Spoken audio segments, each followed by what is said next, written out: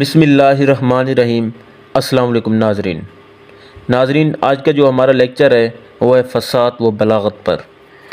فصاحت ایسا کلام جو زبان کے روزمرہ کے مطابق ہو، جو غریب و نامانوس الفاظ سے پاک ہو، جس میں لغت اور صرف کے قواعد سے انحراف نہ پایا جائے اور اس میں تاکید یا کوئی دوسرا عیب نہ پایا جائے، تو ایسا کلام فصیح کہلاتا ہے، اور زبان کے اس وصف کو فصاحت کہتے ہیں۔ فصاحت کا تعلق الفاظ سے ہے۔ بقول نجم الغنی، کلمہ فصیح وہ ہے جو شکل سے خالی ہو، یعنی پڑھتے وقت زبان ٹھوکر نہ کھائے۔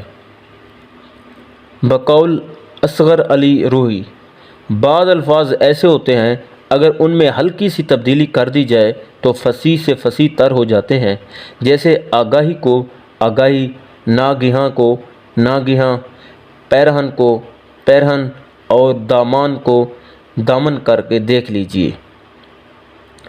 فصاحت کا تعلق الفاظ سے ہے۔ بلاغت ایسا کلام جو فصیح بھی ہو، مقتضائے حال کے مطابق بھی ہو، ایسا کلام بلیغ کہلاتا ہے، اور زبان کے اس وصف کو بلاغت کہتے ہیں۔ بلاغت کا تعلق معنی سے ہے۔ آمد آورد آمد ایسا شعر ہوتا ہے جو شاعر کی زبان یا قلم سے فوراً بے ساختہ ٹپک پڑتا ہے، یا ایسا شعر جو شاعر پر اللہ تعالیٰ کی طرف سے وجدان یا الہام وغیرہ ہوتا ہے، اسے آمد کہتے ہیں۔ جبکہ آورد ایسا شعر ہوتا ہے جسے شاعر بہت زیادہ غور و فکر کے بعد مرتب کرتا ہے، اسے آورد کہتے ہیں۔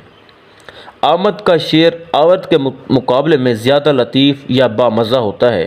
اگر الہام یا وجدان سے ہٹ کر دیکھا جائے تو وہ شعر زیادہ بامزہ ہوگا جو بہت زیادہ غور و فکر کے بعد مرتب کیا گیا ہو، اسی لیے کہ بغیر سوچے سمجھے کوئی شاعر اچھے اشعار نہیں کہہ سکتا۔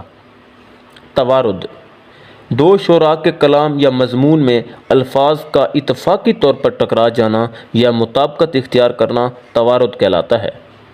سرقہ میں چوری کا قصد ہوتا ہے، کسی دوسرے شخص کے کلام کو اپنے نام سے منسوب کرنا وغیرہ سرقہ ادبی چوری بھی کہا جاتا ہے، جبکہ توارد میں مطابقت محض اتفاقی ہوتی ہے۔ توارد کی ایک بہترین مثال ملاحظہ ہو۔ یاد آیا مجھے گھر دیکھ کے دشت، دشت کو دیکھ کر گھر یاد آیا۔ یاسمین کنیز و شاگرد انشا۔ ایک غالب کا شعر، کوئی ویرانی سی ویرانی ہے، دشت کو دیکھ کر گھر یاد آیا۔